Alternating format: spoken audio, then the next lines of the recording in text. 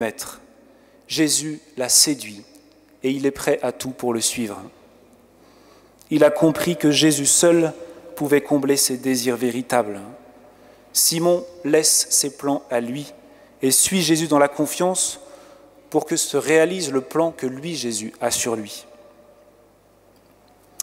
Alors, frères et sœurs, si vous faites l'expérience de la puissance de Jésus dans votre vie, si vous avez été témoin des merveilles qu'il a fait pour vous, et s'il vous appelle à utiliser vos talents pour son plan à lui, pour sa mission, eh bien, ne vous laissez pas rattraper par vos peurs, par vos faiblesses, par la conscience de votre indignité. Oui, vous êtes faible et indigne de l'appel du Seigneur comme moi.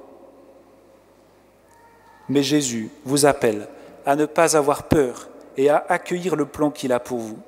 Cessez de vous regarder et regardez Jésus qui vous appelle. Comme Simon, osez lâcher la maîtrise sur votre vie et suivez Jésus qui vous appelle à quitter vos plans à vous pour entrer dans son plan à lui.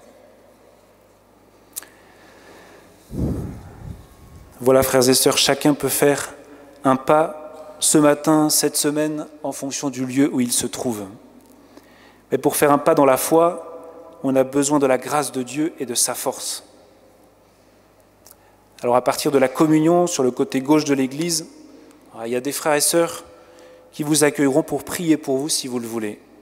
Vous pouvez faire cette démarche, d'aller demander à Dieu sa force en vous remettant à la prière de 2 ou 3 autres chrétiens.